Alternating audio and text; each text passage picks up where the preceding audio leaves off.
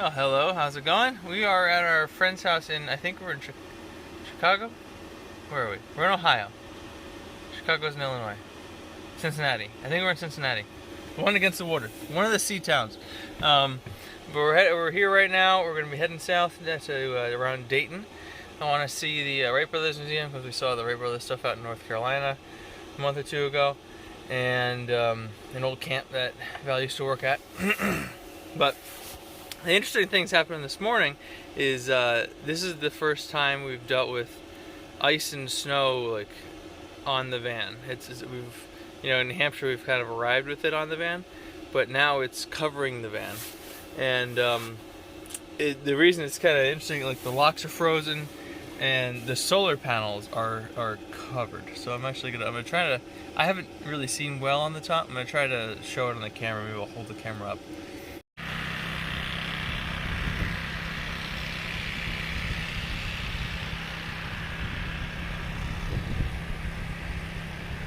So yeah, that's coating the solar panels.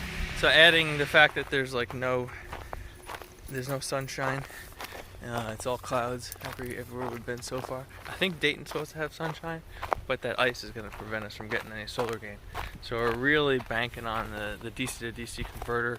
The size of the drive we have today is about 4.5 hours, so we should be able to get topped off, if not very, very close. We were able to get some charge here at our friend's house, but the AC charger, inverter charger, it's kind of annoying. I think what's happening is it wants the battery to get down to a certain level before it'll charge it again, and because it had charged it fully before, so it wants it to drain down to cycle before it'll charge again. I tried a variety of techniques to try to reset it. I couldn't do it, so basically we're leaving with somewhere between a 1/2 and 3/4 battery charge right now. But I think we'll get topped off to DC to DC, and then we're going to be heading from Dayton. We're going up to Chicago, Illinois.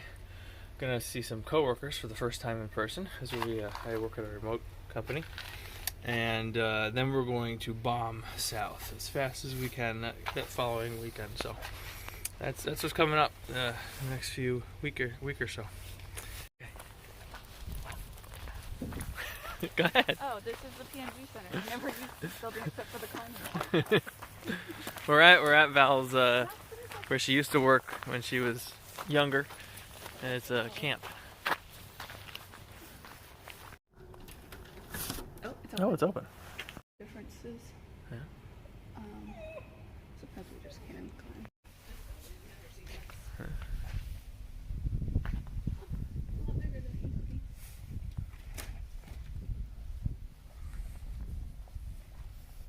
This dove was here when she was working here. It was a little baby.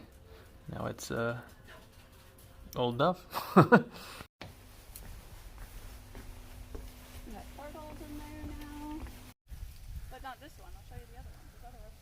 Oh, it's in a different location?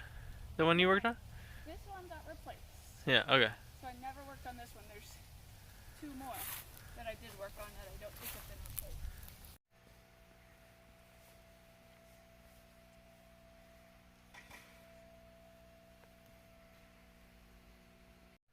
Indoor ropes course. We would stand on these platforms, and you can see how these ones are not continual. Yeah.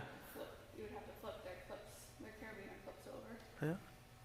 This is one of the... It's probably 24. 24 foot. This is one of the yurts that can't, kids can sleep in and whatnot. It's got a nice dome ceiling.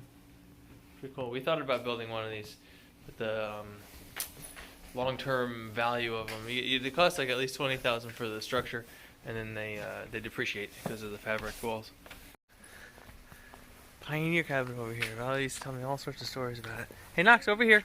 So that platform up here is where Val used to send children to their doom, pushing them off of that line. Teenagers. Teenagers? Oh, okay. Oh, that's better then. I never pushed them. They all went on their own. This is that Pioneer building. She'd stage these. Like from the 1800s. This is from the. Oh, this is original? Yeah. It would actually moved here. So this is where you'd start your underground railroad thing.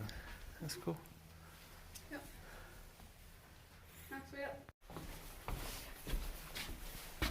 See you.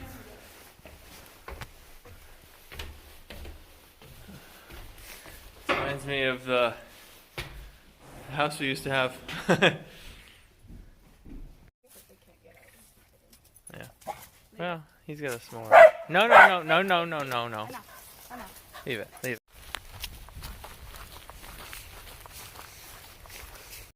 is where Val used to live when she was here year round. Nope, Val's a liar. She didn't live in that one. She lived in this one. Doing some laundry today. We're gonna be looking at Knox. Leave it. We're gonna be going to the Wright Brothers Museum, and we're just having a very lazy day, which feels great to just kind of relax and just have a slow morning, doing some laundry. And you can see maybe the laundromat in the background there. And I'm cooking up some eggs because why not? I'm using the butane right now because we're not low anymore on electric, but our solar that's hot. Our solar gain isn't wonderful, so we want to kind of try to conserve. And figured I had the door open anyway because we're trying to, do some air out because it's not too cold. So why not save a little bit of electricity, or a lot of bit of electricity, and do it this way. This top is very nice, cast iron. Goes on we have a Dutch oven down there. Now I can just use it as a hot plate and eat the eggs right off of it.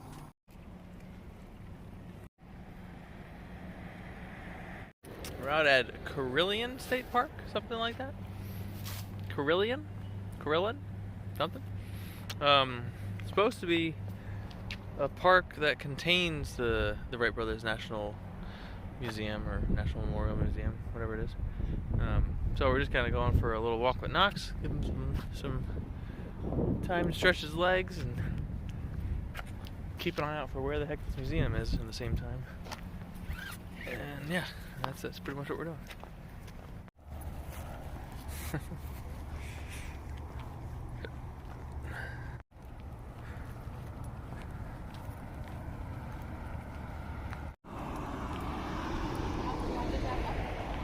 What was that again? Knox, you want this apple?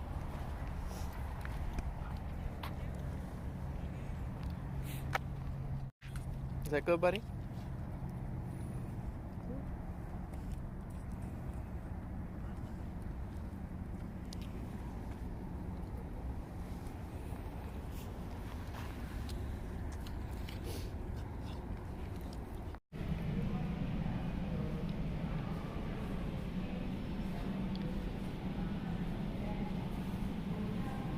The original elevator. I think there was more over here that continues, but those ends are broken off, so it would have been longer than this. I don't have any idea why these are here at this museum, but they're very pretty.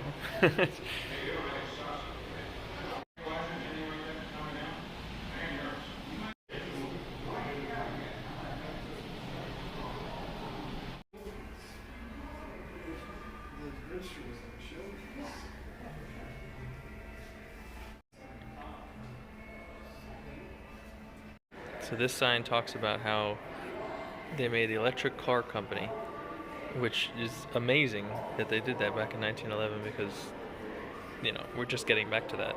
I really wonder what it was like. This I have never seen.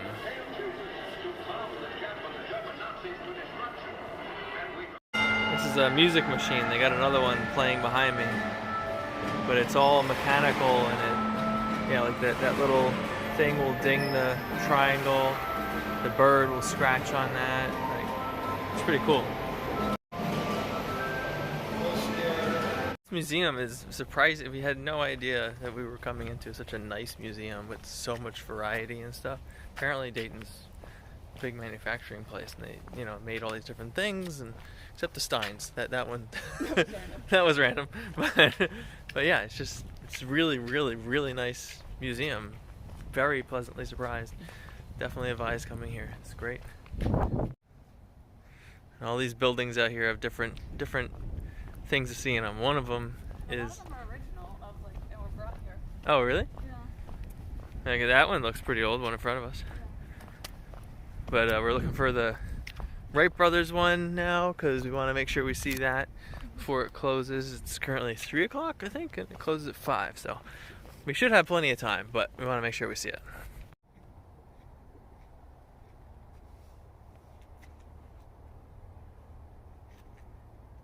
I think this is the actual camera that took this picture.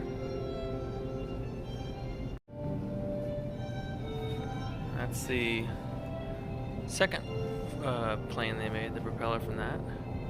And this is the Wright Flyer 3, which was the first stable long distance. It flew 24 miles, I think it was.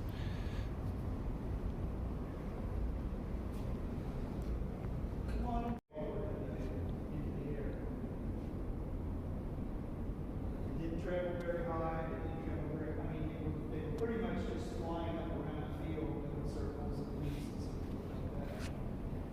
There's no other place to fly. There's no other airport. Yeah.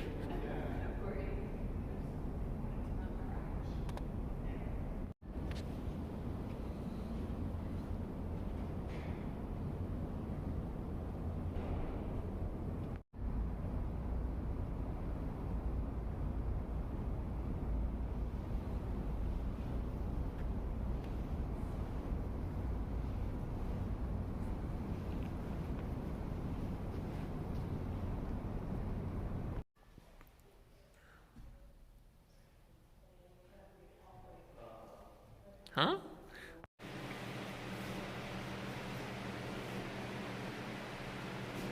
It smells like a mechanic shop in here.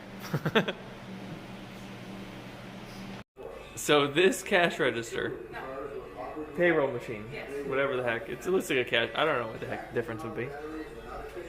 I guess dues, initiation, yeah, you get all sorts of stuff on there. But that was made up out of, I'm not gonna be able to capture it all. All of this. All these pieces. What did it say? 23,000? 20,143 pieces to make that. This is a school. Not just any school. School number 12. I just noticed over here the desks are, reasonably heighted. I'd say tight, but reasonably heighted. And then as you go this way, they get shorter. We're done with the museum, and we just came out to the parking lot and we're cooking up some food. And that's pretty much it. It's the end of the day, end of the weekend. Tonight we hit Walmart. We're gonna get a ladder that can extend, that we can store under the bed, just so we can get up to the solar panels and maintain them if we need to. And then we're on our way to Columbus. Am I saying the right city? Chicago. We're going to Chicago. Chicago, Illinois. See a coworker, and then we're going to be heading south. Oh, that's a nice view of my chin. Okay. Okay. No, adios. Good morning. I think I got a haircut since the last time I was on this. But I haven't combed my hair this morning, so I'm a little bit of a mess. Whatever. Today, we are at a park in Illinois? Indiana? Something like that? I don't know exactly where we are. We're going to Chicago. We've been doing a lot of parking lot hopping past few days, which has been getting kind of old. We also are running low on water, on fresh water. And I thought, so we did have some success going to a dog park one time to get water. It was actually at a welcome center, like a rest area. And we're like, oh, well, maybe dog park's a good place to get water. And right now, not looking like it is, because this dog park doesn't have any. Now, I've stopped at a few truck stops. There's like a Love's is one of the names, and then Flying J. And gone in and asked, do you have any spigots outside? Do you have anything I can fill up a 7-gallon jug with? And they don't have anything outside. They're all very happy to let me use their sink. There's like a coffee station or something where there's a little sink, and I could take as much water from that as I wanted. but the problem is that there's no way I can get the jug in there. It's a very tiny sink. So I was thinking about a way to maybe harvest from that, maybe like get a funnel and a tube, so I can harvest from any sink, because that would make water location much simpler. We don't have to find something that is like a spigot that drops. We can just harvest from anything, any sink. So I might do that soon. Because otherwise my backup plan is to get like a 5-gallon jug from a supermarket. But that's really the very expensive way to go, especially when you consider the fact that you're using the water for washing dishes and stuff like that. So I don't really want to do that. But I think that's what's going to happen. Tried last night, struck out. I'll try again tonight.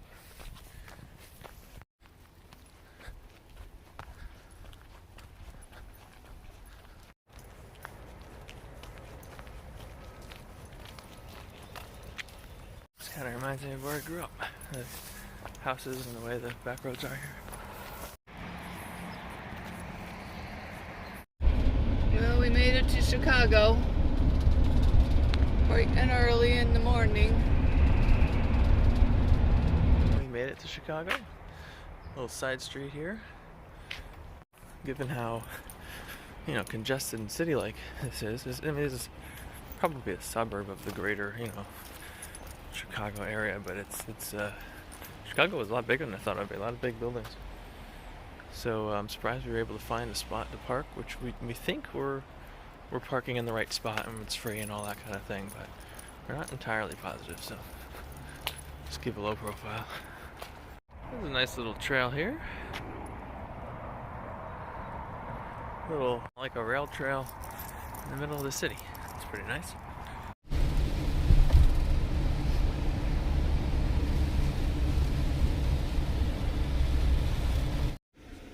You see this? This has been our view for the past 2 or 3 weeks. Waking up to a parking lot in a cloudy sky. And we're tired of it. We want out.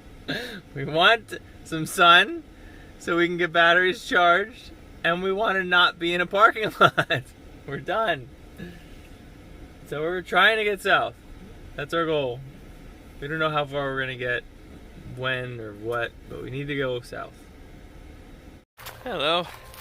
Now we are somewhere in the middle of Illinois, headed towards St. Louis, just out for a morning walk. Stopped by a park. Well, we stopped at Cracker Barrel and then stopped by a park. We decided, I can't remember the name. There's some national wildlife refuge that looks super pretty, has bison, looks very, very nice, down in Oklahoma, in the southwest area of Oklahoma. So that's where we're headed. It's gonna take us another, I think, 10 hours of driving. We'll do 2 tonight, and another, 8 and change tomorrow. And tomorrow's Saturday. And that will get us there. So I think I'm gonna end this video here. I don't even remember what we did in it. We did a lot of driving. I think my last video was at that museum, so I don't know if this one has that or not. But anyway, start a new fresh one when we get to Oklahoma, and when we get there, we're gonna stay for more than a week. We're gonna, come in on Saturday and do the reservation through till Monday morning. That'll be so nice. The only thing it's not going to have is internet, which is a bit of a bummer, because we'll have to drive a little bit down the road in order to work. But not a big deal. It's going to be a beautiful area. We're going to be able to go out and have fun, enjoy our weekends, and be in a nice spot and not be running from place to place every day, living in parking lots, which is just miserable. We'd be getting back to the life that we, the lifestyle that we liked when we were down in North Carolina and whatnot. So, okay, that's it for this. I'll see you later.